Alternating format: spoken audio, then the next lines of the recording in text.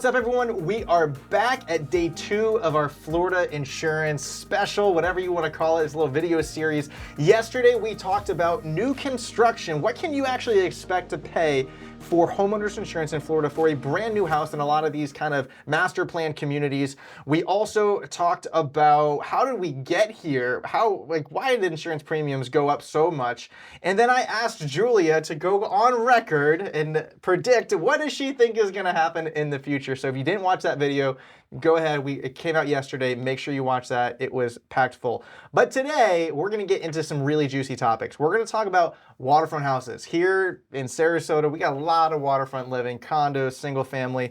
Also, I found out some investor called me and said, did you know that Sarasota, Bradenton is, I think, in the top 5 or top 10 in the country for Airbnb, VRBO, short-term rentals? And I know we've always had a shortage of rentals, but I didn't know that we were the top in the country right now from an investor standpoint. So we're going to talk about Airbnb insurance. Like, do you need to carry different insurance if you are having tenants in and out? And then we're going to get into the biggest one of all. Thank you, Hurricane Ian, for bringing it to everybody's attention. We're going to talk about flood insurance today. And we're going to go into who needs it, what's a flood zone, can it blow up a transaction, all those things like that. So it's going to be a lot of fun. I've got, again, the one and only Julia Dees from Dees Insurance joining me today.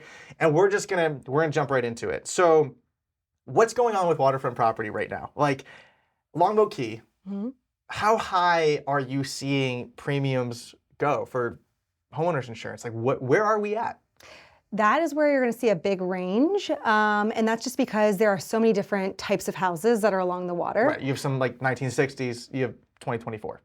And not even just a year, but size and finishes, luxury versus not. So, I mean, we can see a range from, in the low single-digit thousands all the way up. I think one of our clients, the most we have is somebody who's paying around $70,000 a year for their policy. So it really can range, but again— Does that include flood? No. Oh, we're gonna get into that one too. That's good. But it really can depend on what you're insuring. Yeah. So, and realistically, I mean, if you're looking at luxury waterfront homes, you're going to expect to pay more to cover it because that's what we're doing with insurance. Buying a $10 million house, you do expect to pay more in taxes, more in everything, the cost of carrying. I was going to show a property on a Longboat Key a couple months ago, and the buyers reached out to some insurance agencies before we went out, and they had just renovated it. It's a little bit of an older structure, and I think the quote was like $50,000 for insurance, $30,000 for flood. Yeah. Then their taxes on top of it. They're $80,000 plus in just in insurance, let alone if they're going to pay cash for this thing or have a mortgage on it, and then taxes. So needless to say, we didn't even actually go see the house. Yeah. They were like, you know what, we need to rethink this whole thing right now and figure out exactly what it is that we're looking for. But what are some key factors if someone is looking at purchasing something, on the water? What are some key factors that they should be looking at and considering when they're home shopping? I think the same would apply for even if they're not looking on the water. It's just going to be the risk itself. So the age of the home is going to have a really big situation to consider, and also where it is located on the water. I mean, obviously on the water can imply a bunch of different things, but if we're looking at a barrier island, that's going to be a lot more restrictive on the water properties as far as having access to different carriers versus on the water somewhere else that might be, on a lake somewhere or even directly on the beach. So it really depends on where it's located and also what you're insuring. So how much personal property do you have? What is the cost to rebuild the structure? So those are the types of things to consider. As you would expect, the more expensive it is to rebuild it, the more stuff you have to replace. And then the older that it is, more risky to actually run into an issue, the more you're going to pay. Yep, makes sense. So I asked you to come prepared with a couple different properties. So I was out on Bird Key a couple of weeks ago, and this came to me, and kind of this whole insurance video idea kind of came to me when I was out showing property. And it was because I was looking on Bird Key, we were looking at this $4 million property that was built in 2014. I'm going to go ahead and pull it up right here. I'm going to share my screen with you. It's right here, 3,800 square feet, built in 2014, beautiful house. And then I went and I looked at this house right here on Bird Key, built, I think, in 1962, kind of everything. I'll even pull up some pictures right here. Everything kind of original inside it and drastically different. I know it's a non-conforming property, which I don't think we're going to jump into today specifically. Basically, non-conforming, I'll jump into it, the 50% rule. So if somebody wanted to come in on this specific structure that you're seeing on my screen right now, and they wanted to renovate it, they can only renovate up to 50% the value of the structure. So yes, this is a $2 million sale price, but this structure might only be worth 400 grand. They can only put $200,000 into this.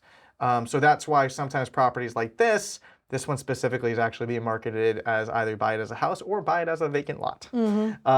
Because somebody is really just gonna come in and rip this down because they can't actually put enough money in to fix it. So we're gonna talk about kind of these two properties, and let's go ahead, let's start with the first one from 2000, built in 2014, 486 East Royal Flamingo.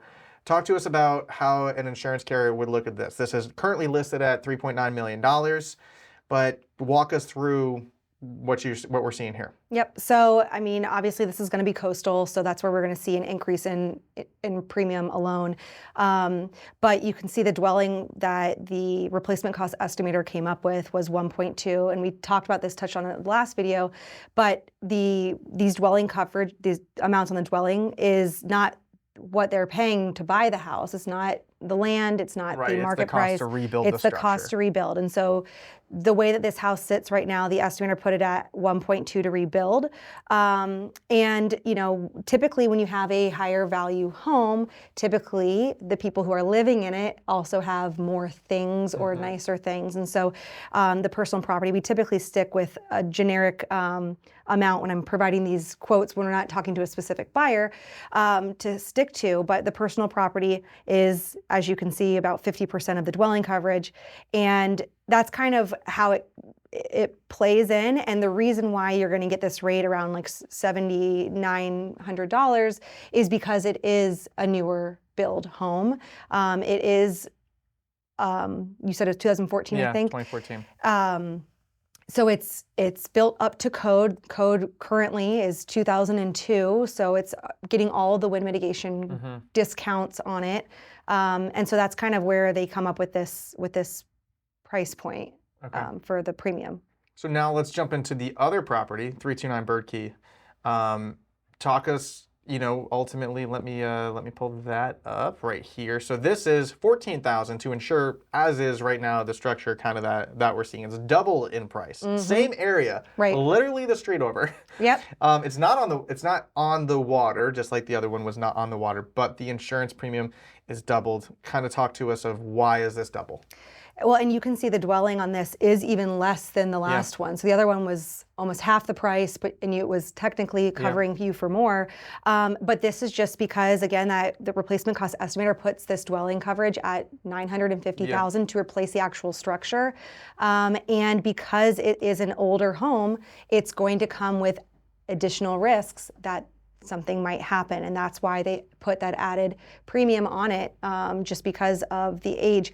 And also, there are less companies willing to accept a home of this age on a barrier island, so the options become more limited, which also drives, in theory, the price up, supply and demand. When you have something that everybody wants, the prices are going to be a little bit better and more competitive than something that less want. Okay, so let's talk a little bit about condos. Condos are a big deal in Sarasota. A lot of waterfront condos, tons of them, all over the place. There's one specifically on Lido Key, and again, that week I was showing just, I guess, a lot of waterfront stuff. So that's why I was like, I gotta have Julia on. This one I asked you to pull up. This is on Lido Key. This was built in 1976. So it's not brand new, even though it's been renovated. You know, right now they're trying to sell it for $925,000. It's 1,200 square feet.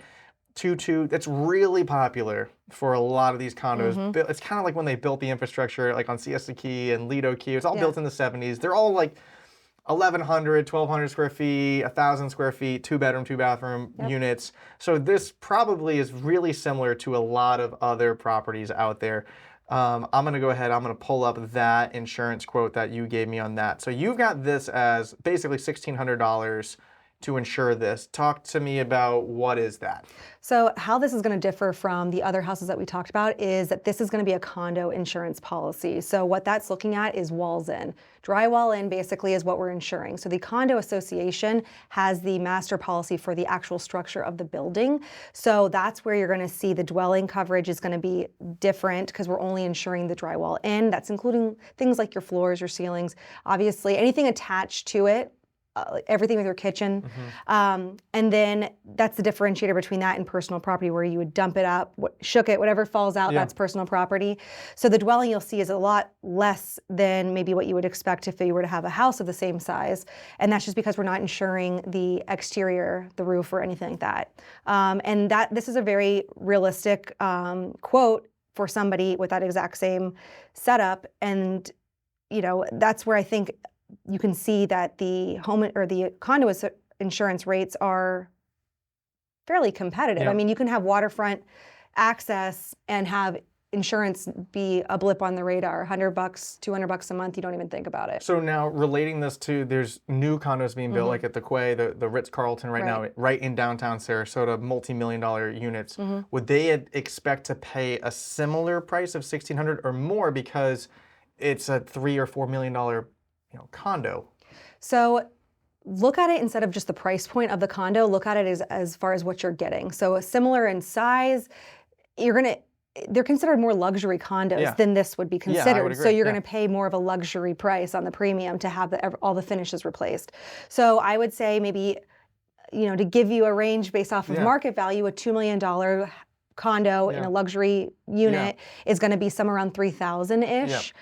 So it's going to be a little bit more, but it's still wildly affordable to give you access to all the amenities that condo living gives you. $3,000 isn't going to deter you if you're buying a $3 million condo. No. At the end of the day. Right. when it comes down to it. So let's do a hard pivot here. Okay. Airbnb. Right. Short-term rentals. You got a lot of stuff on the beach. Right, that's what investors are looking at. They're looking at these things. What can I rent for 3 days? Have people in and out? All these things like this.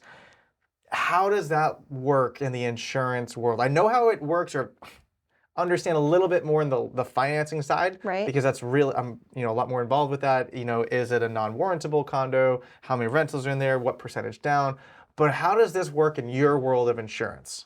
So when it comes to evaluating risk, the more people you have coming in and out of your place and it not being you, the more risky it is. So that in and of itself increases the premium. You're going to look at somebody who has an annual rental is going to have a far better rate than somebody who has an Airbnb because they're just having so many more people in there. The risk for something happening, it goes up. So there's a lot of people that will purchase a property and then they go to make it an Airbnb. Is that like a question that you ask somebody, hey, are you going to be renting this out short-term or annually? Or do you not ask that when you're getting ready to issue a policy or shop a policy? So it just depends on what's going on. So when they're buying it, and we always will ask them the usage. So are you going to be using this as a primary residence? Are you going to use secondary? Is there going to be any rental exposure? So that's a big thing that people think, well, it's going to be my secondary home, but when I'm not there, I'm renting it. That is still going to be a renter's policy where you have a homeowner living in it for part of the year. So we have those questions up front. However, sometimes they say, well, we might be doing that down the road. We're not going to quote you for a might be doing it down the road. What we like to say is when you get to that point, reach out to us. We'll make sure that the policy still is reflective of what your needs. So let me dive that, and how lenders have communicated to me. So they'll ask the person, hey, is this a secondary home, an investment property? Hey, it's my secondary home. Then they turn around because they get a better rate and they rent it. And there's not a secondary home. Right. Technically mortgage fraud because there was never the intent of it. How is that like such thing as like insurance fraud? If somebody goes buy something, hey, this is my secondary home and now you know what? I'm just flipping it to an Airbnb and I didn't tell my insurance carrier that.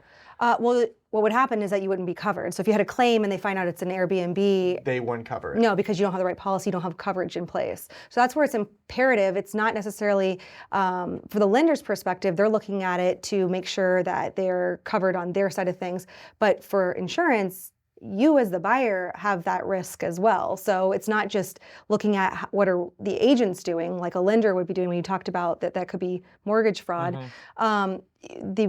You as the homeowner, you want to make sure that you're properly insured Right. as well. So yeah, making sure that you know how you're going to use the property. If you decide to change it down the road, that's totally okay. It happens all the time, but Do don't. they have to wait until the policy's up for renewal, or they They could can just be like, change it. hey, I had a property, I'm now going to rent it. Julia, Yep. take care of what I need. Yep. So we would cancel that existing policy if it's written as a primary residence, and then we would write a new policy based upon the needs of the homeowner. And sometimes when it comes to getting these deals to close, if you've told the lender this is going to be your primary residence, and then you go and tell your insurance agent that you're going to rent it out, there can be a disconnect, and it can cause some delays in your closing. So just be upfront on the front end of both sides. That's going to make it so that you don't have as many So it's included hurdles. in the general home insurance policy. It's not like I have a homeowner's insurance policy, now I have a rental policy over here attached to it. It's just kind of the It's its overall own. coverage. Yep. It's what there's different policies, but are you living in it at all, or are you not living in it at all? How frequently is it being rented out?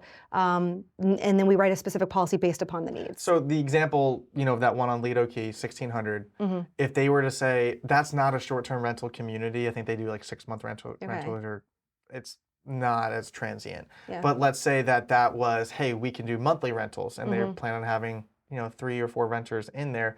How drastic is that $1,600 going up? Is that double, triple, quadruple? It's hard to say without actually running some specific numbers. I wish I would have kind of done a little bit more of that on the front end of this to give you something specific to look back at. But it can increase it. It could go up to $3,000. Okay. I mean, it's not going to jump to 10. 20. Right, Yeah, not 10. gonna jump to 20, but you're So, going 1,600 and to go up maybe $1,400 potentially, depending on possibly. It could be less. It could be around the same. But typically speaking, if it's a primary residence, you're going to pay less in insurance than if it is anything more than that. The more people you have coming in, the frequency of it, it's going to increase the premium. It's a higher risk. So how about ADUs, accessory dwelling units? Okay. That's becoming popular. Not even, so let's say this. You've got somebody who's living on 5 acres, and they say, you know what, I'm going to go build an ADU. Okay. They go to a contractor, they get it. Does their policy probably doesn't cover that unless they say, hey, we want you to cover this now. Right, yeah. And then what if they said, we're going to rent this ADU? It definitely becomes tricky. Yeah. And each individual risk in each property and what's going on with it, it can vary, obviously. But absolutely, if you're renting something out on your property, you need to tell your insurance agent, and they need to make sure that you're properly covered. But if you build some sort of a structure on there and you're not renting it out, that's going to fall typically under the other structures, the coverage be on your home insurance policy, and you'll want to let your insurance agent know about that as well, because you might not have enough coverage on your existing policy before you built it. Okay. So let's chat about what everybody really wants to talk about, flood insurance, right? Yes. I have seen the clickbait that's out there of flood insurance is required in Florida. You cannot buy a house if you do not have flood insurance. Right. What are they talking about? Is that true? No, it is not true. Thank you. You can absolutely buy a house without flood insurance. Yes.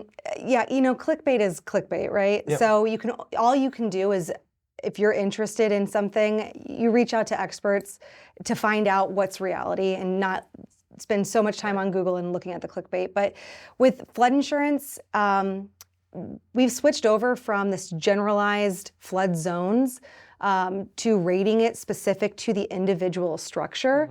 And that is simply better off for the homeowner. They're getting the appropriate rate for the house that they live in. As far as if it's required or not, it's going to be up to the lender to determine if it's required. The lenders still do use flood zones to help them decide when they want to have somebody have flood insurance or not have it. But as far as for insurance, we don't mess around. The rates are built from the individual risk and not by the flood zone. But whether your mortgage wants it or not, they take on that risk. They might want it because they think their money's tied up in it too. Yeah. So that property that you guys insured $70,000 a year in homeowners insurance. Do you recall what the flood insurance price is on that? I don't, and the only reason why I know the home is because it recently came up for renewal. That's the only reason why it's triggering for me. But no, flood insurance, 30, 40, we've seen it. Yeah. Obviously, you have a $10, $15 million house. Right. You're going to insure it with flood insurance. $10,000, $15, $20 grand a year is not a lot of money Right. in comparison to what you just bought. Yep. And I think people understanding what flood insurance is and what it covers is really So a big talk thing. to us about that. What does flood insurance actually cover? Flood insurance covers rising water from the ground up. A lot of times people use the word flood. Right? Kept your bath running and it flooded your house. That's not flood insurance. That's covered by your home insurance policy typically. And flood insurance is coming from the outside in rising water from the ground up. So even if you have a hole in your roof in the middle of a hurricane and water's coming in and your house floods, it still came from up, so that wouldn't even be your flood insurance policy. So that's a big thing to really realize is where flood insurance would kick in and where it wouldn't kick in. And I think that is an important factor because people they use flood too loosely, and when it comes to the policies, it really makes a difference. So what happened with Hurricane Ian? Okay. There was flooding on lots of parts of the state. Mostly in Sarasota, we were okay. Northport had issues just with how their infrastructure was built and storm drains and not having storm drains at all. But in our master plan areas, we didn't have anything. Right. But there's areas you go down to Fort Myers, Sanibel, Naples. They didn't fare so well. A lot of flood things. Do you think a lot of people did not have flood insurance? I know a lot of people didn't have flood insurance. And so do you think now? I mean, how do you see that now playing out? How's that affecting people if they weren't in the flood zone and Right. if they weren't in a designated flood zone and their house flooded? How are you seeing that? Or what did those people do when their house flooded? They didn't have flood insurance. Now they have all this damage. What do they do? They don't have coverage. I mean, they have to come out of pocket for it. It really was a really sad thing to have conversations. We had people that were friends or neighbors of clients of ours that called us because they couldn't reach their agent or they realized they didn't have a flood insurance policy, and now they want to get one in the middle of a flooding event. But Julia, my house is flooding. Can you issue me a policy, please? Yeah. A lot of the things is, when you buy a house, if you lock flood insurance in right when you buy it, you don't have to wait to go ahead and get it. A lot of times what you'll see is sometimes somebody will buy a house 6 months later, now we're in hurricane season or there's been a named storm, and they try to buy flood insurance. There's a waiting period. Right. How long is that? Typically, depending on which you go with, the private carrier or NFIP, but it can be up to 30 days that you have to wait. And that's assuming that they're taking on new business. If they shut down the market and you don't have access to the carrier, then the 30 days doesn't even apply yet until after they open back up. So it's really, if you're interested in flood insurance, just get a quote right off the bat. Before hurricane Absolutely. season. Do it off the bat. But we saw so many people that were in X zones, which is a low risk flood zone, or as some people say, no flood zone. Yeah, right. And the lender doesn't require them to get flood insurance, and they didn't get it because they didn't need it. So you just have to kind of evaluate your risk and see what you feel comfortable with. Are you okay if something were to happen? Can you foot the bill? So I know I'm going to ask you to ask for some quotes right here that you're not prepared for, but that's totally okay. New construction. Okay. In our last video, we talked a lot about new construction, kind of ranges of what it could, cost to insure, a house in Waterside, house in Talon Preserve, some of these new things. If somebody wanted to have a flood policy in some of these, spec home type things, right? Are we talking thousands of dollars a year, or are we talking hundreds of dollars a year? So it can vary based upon not only the location, but now they rate it based off the risk itself. So if the house is more expensive to replace, it's going to be rated higher. If the house is block versus frame, it's going to be rated. Right. Yeah. So basically, we're probably in around 1,000, maybe a little bit under, maybe a little bit above, just depending on how much we're insuring and what it's at. But I think that helps clear up because I work with buyers all the time. Again, and they're going, okay, great. This house could cost me $3,000 a year to insure, brand new. If I want to have a flood policy on it, it's $1,000 a year. Now they kind of know as we go through all these different communities, this is what ultimately, give or take a little bit. Obviously, you'll get into the nitty gritty, elevation, all those things like that, as they go under contract and whatnot. But I think it gives, my audience a really good idea of, okay, great, this is what I can budget for. Right. And I think that's the biggest thing that I try to do as a realtor is, my job is to educate people as best as I possibly can. I'm not going to make the decision for you, but I'm going to help you navigate those things because I was in a class recently. It's like a waterfront class, and the professor, teacher, whatever you want to call it. He was great. He was hilarious, and he said, the three most stressful things are death, divorce, and moving. He said, in realtors, moving is stressful when you're moving across the country. And I think as people are preparing, and I always tell people, my team, like, we really pride ourselves in, how do we help your family's situation? Right. And I sat across, a table similar to this, coffee at a local shop here in town. And he looked at me and he said, Matt, I'm not buying for 4 years. Why are you spending an hour with me right now? And I told him, I said, I'm gonna need a commission check in 4 years. Right. But the point is that we try to build that relationship with people to help them navigate these things. And when you don't live here and you're not boots on the ground, you've never lived through a hurricane, you don't know what that is like. You just see what's on the news. You see all these things. You don't know what is flood insurance like. You don't understand how much is it gonna cost for insurance. I think the thing I was most excited about today and having you on was to help clear up a lot of those things, because I get asked this all the time. And next year, it's going to change. Next week, it could change. Right. So as of today, this is kind of where we're at. But, I want you to tell us a little bit about your company. You are Julia Dees with Dees Insurance. A lot of buyers moving down, they might have bundled their insurance where they're from. Like, let's say they're moving from Massachusetts or Ohio or Montana or California. They might have, our home and auto is bundled. Why should they look at using a local insurance agent here in Sarasota? Why should they even try to have a conversation? Well, the big thing is that those up north agents and where you bundle your policies, they typically don't write in the state of Florida. So, and quite honestly, there's not very many, if any, companies that do bundling in the state of Florida. And that's just because the home insurance companies stick to home insurance and the auto insurance companies stick to auto insurance. There are a couple that we have that do bundling, or at least provide some sort of a discount if you have an auto policy with a certain carrier. But I mean, at the end of the day, you want to make sure that you know somebody who knows the area, that understands the risks here, that understands the company, that has access to the companies. It's really not somebody up north is just not going to be able to get you a policy in Florida. It's not. It's really not a convincing type thing. It's just, it's really what you have to do. You have to find a local agent that has access to the top rated carriers, that knows what they're doing, has the processes in place to make sure that you get what you need, are educated, and get to closing without. And so talk a little bit about your company a little bit, like Dees Insurance. Who are you guys? Okay, so we are an independent insurance agency here based in Sarasota, but we cover the entire state of Florida.